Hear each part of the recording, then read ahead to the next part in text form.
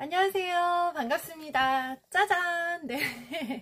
2023년도 슬초 다이어리가 드디어 나왔습니다. 안에도 정말 알차고 예쁘게 구성되어 있는데요. 네. 자세한 것들은 아래 설명에다가 링크 드릴 테니까요. 보시고 필요하신 분들 우리 함께 다이어리 쓰는 2023년 되었으면 좋겠습니다. 자, 오늘은 우리 초등학교 4학년 아이를 키우시는 어머님의 고민 사연입니다. 선생님, 아이가 책은 잘 읽고 있는데요. 속독을 하는 편이고 내용을 물어보면 내용은 이해를 하고 있는데 독해 문제를 풀어보면 틀려요. 이 아이의 문해력이 낮은 건가요? 이 아이는 어떻게 해야 되는 건가요? 라고 질문 주셨습니다. 네, 결론부터 말씀드리자면 문해력이 낮은 거 맞아요.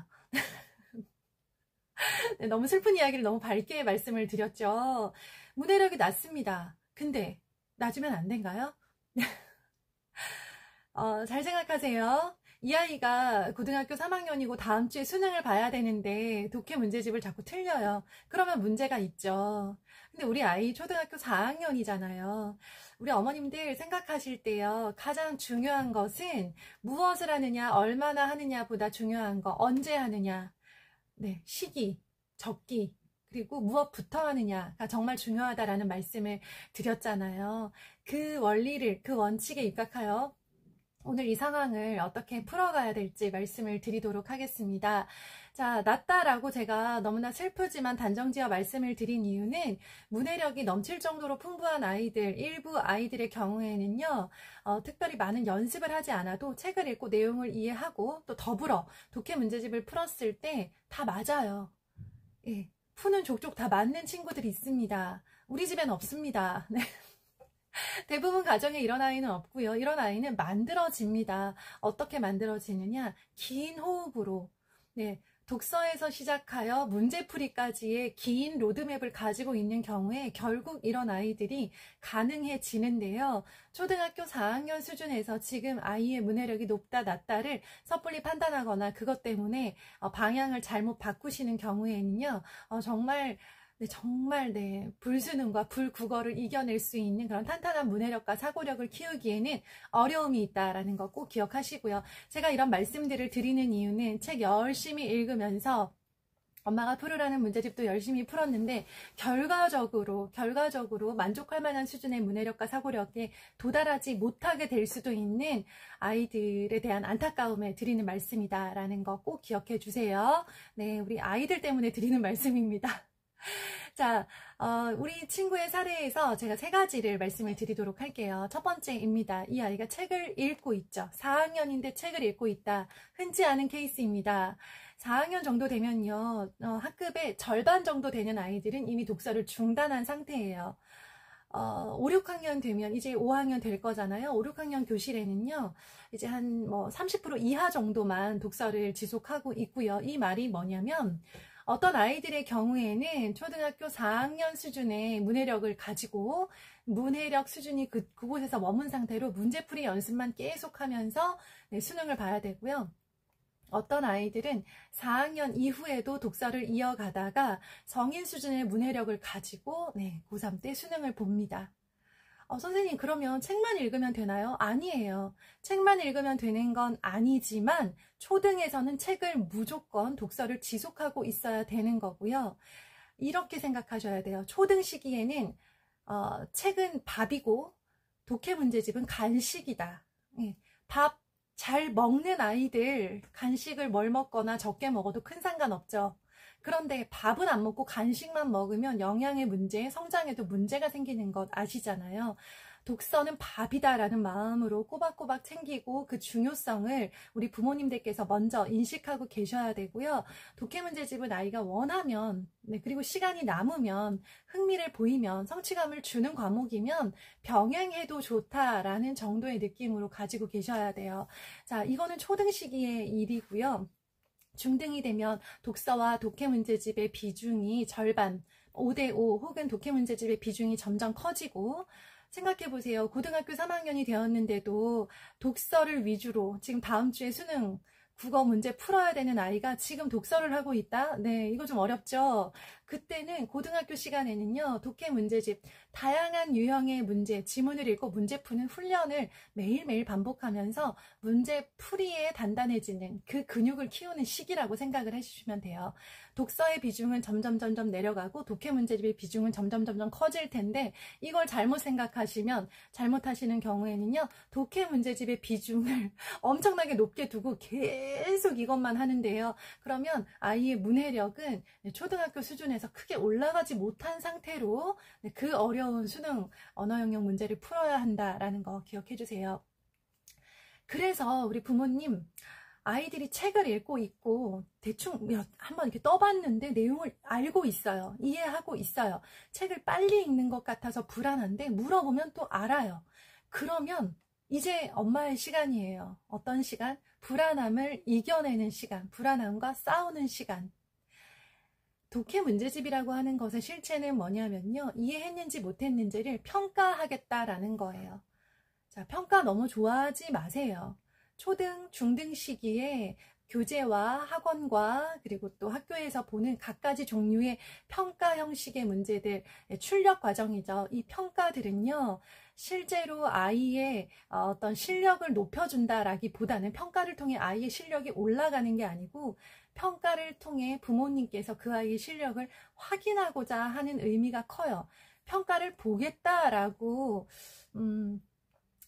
먼저 엄마 저 너무 불안해요. 제가 평가를 좀 보고 싶어요. 제 실력을 알고 싶어요. 확인하고 싶어요. 하는 경우는 많이 없죠. 대부분 아이들은 그냥 하던 공부를 착실하게 하고 있는데, 그것들에 대해서 불안한 마음에 부모가 평가를 좀 한번 봐보자 라고 평가의 자리로 아이를 데리고 가는 게 보통입니다. 저는 그런 불안함이 생길 때마다 손흥민 선수의 아버지를 계속 생각을 해요. 손흥민 선수가 중학교 때까지도 축구를 물론 잘 했지만 국내에서 잘 알려지지 않았던 이유, 평가의 자리, 평가전, 시합에 아이를 일부러 노출시키지 않았다고 하시더라고요. 저는 그 부분의 책을 읽고 정말 무릎을 탁 치게 됐습니다. 이 아이의 실력이 자라가고 있고 부족한 부분이 메워지고 있고 필요한 것들이 준비되고 있다라고 생각된다면, 평가, 초, 중등 시기에 잦은 평가는 큰 의미가 없다라는 점을, 얼마나 불안하셨겠어요. 손흥민 선수 아버지도 평가에 나가서 아이를 시합에 내보내서 골을 뻥뻥 넣는 모습을 얼마나 보고 싶으셨겠어요. 하지만 참고 계셨다. 일부러 안 내보내셨다라는 거 기억하시고요. 그럼 초등에서의 단원평가야 뭐 큰 의미가 없다 치고 중등에서는 그래도 이 평가가 아이에게 큰 영향을 미치지 않을까요? 라고 생각을 하시는데요. 네, 그래서 고등에 계신 선생님들과 고등 아이들을 가르치시는 선생님들을 만나보셔야 돼요. 이분들이 보시기에는요, 중등, 중간고사, 기말고사 하나 의미 없다라는 관점으로, 즉 이분들은 대학을 보내시는 분들이잖아요. 이분들이 보시기에는 중등 평가 역시 크게 아이의 고등 실력을 좌우하는 어떤 큰 지표가 되지는 못한다라고 생각을 하십니다. 자, 그래서 우리 부모님은 불안함을 이겨내시는 엄마의 시간을 꼭 가지시고요. 네, 평가에 너무 자주 노출시키지 않으셨으면 좋겠다. 네, 밥을 먹어야 간식이 의미가 있다라는 것처럼 독서가 중요하다는 걸 꼭 끌고 가셨으면 좋겠습니다. 자, 두 번째 드리고 싶은 말씀. 지금 아이의 수준, 문해력이 낮다라고 말씀을 드렸죠. 문해력이 정말 탄탄하다면 문제풀이도 잘 해낼 수 있는 나이예요. 4학년이면. 그런데 지금 문해력이 별로 높지 않아요. 중요한 거, 이 아이가 결과적으로 어디까지 올라가야 되느냐, 목표가 무엇이냐가 중요한 거지, 4학년 또래 중에서 문해력이 더 높냐, 살짝 더 낮냐가 중요한 게 아니에요. 그리고 문해력은 마치 영어 실력처럼 우리 아이가 영어가 3학년 수준이에요 라고 말하지 않죠. 이 아이의 영어는 중학교 1학년 수준이에요 라고 말하지 않죠.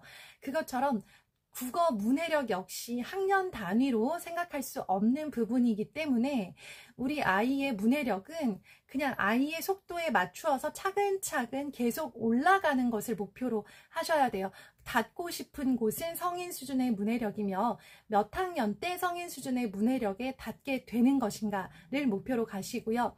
그 수준의 문해력에 중학교 때 이미 도달하는 친구들이 있고요. 성인이 되었으나 실제로 보통 성인 수준의 문해력에 닿지 못하는 친구들도 있습니다. 너무 일찍 독서를 접고 문제풀이 훈련을 들어간 친구들의 경우에는요, 열심히 문제를 풀지만 문해력 자체가 별로 높아지지 않았기 때문에, 그리고 문해력과 동시에 사고력을 키우는 그 경험이 적었기 때문에 많은 시간을 문제를 푸느라 보냈기 때문에 이 시간에 대비해서 공부를 했던 시간 대비 결과적으로 고등학교 때 성인 수준의 문해력을 갖춘 상태에서 문제풀이를 하는 것에 좀 약할 수 있다라는 거 기억하시고, 지금 초3인데 몇 학년 문제집을 풀고 4학년인데 5, 6학년 문제집이나 중학교 문제집 푸는 아이들 있죠. 4학년인데 4학년 거 어려워해서 3학년 거를 풀어야 되는 친구도 있어요. 자, 중요한 거 지금 수준이 아니라 중학교, 고등학교 때 어느 수준의 문해력에 도달할 것인가, 어느 속도로 도달이 아니고요. 결과적으로 어디에 갈 것이냐를 묻는 것입니다. 자, 그래서요. 독해 문제집을 선정을 하실 때는요. 우리 부모님들도 난 죽어도 그래도 독해 문제집은 포기 못하겠어요 라고 하시는 분들 계시죠. 그래도 좀 풀려보면 좋겠어요. 그리고 아이들의 경우에 독해 문제집을 원하는 친구들도 있거든요. 본인이 풀고 싶으면 풀어야 돼요.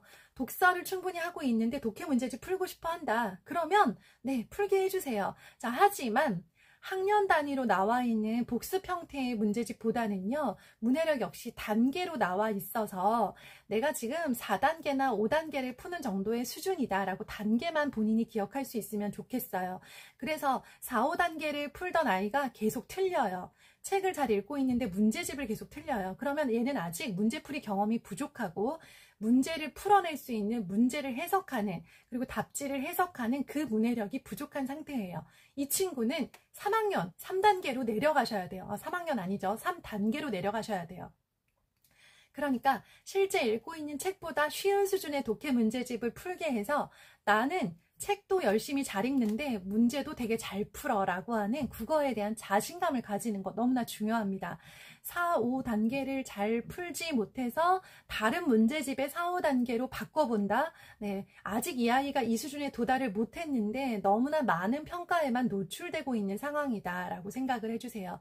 그래서 단계로 표현된 거, 단계보다 우리 아이가 풀었는데 틀리면 쉬운 것으로 내려간다. 쿨하게 생각하세요. 결과적으로 올라가야 되는 거지. 지금 조금 더 높은 단계, 조금 친구들보다 높은 단계를 푼다라고 해서 지금 이게 아무 의미가 없을 수 있다라는 거. 그냥 그 단계 사이에서 엄마만 마음고생하다가 아이는 엄마 눈치 보고 한 문제 틀렸는데 막 죄송해요. 이런 분위기를 만드실 필요가 없다라는 거예요. 중심은 밥입니다. 독서예요. 책을 읽고 있는 중에 독해 문제집은 병행되는 것이다 라는 거 기억하시고, 평가의 자리 너무 많이 내보내는 거 그거 이렇게 너무 반가워하지 않으셨으면 좋겠어요. 평가는 최소화하되 아이를 믿어주고 불안함을 누르고 독서의 길로 통해서, 독서 로드맵을 통해서 문해력을 올린다라는 거 기억해 주세요. 감사합니다. 다이어리 많이 함께 해주세요. 감사합니다.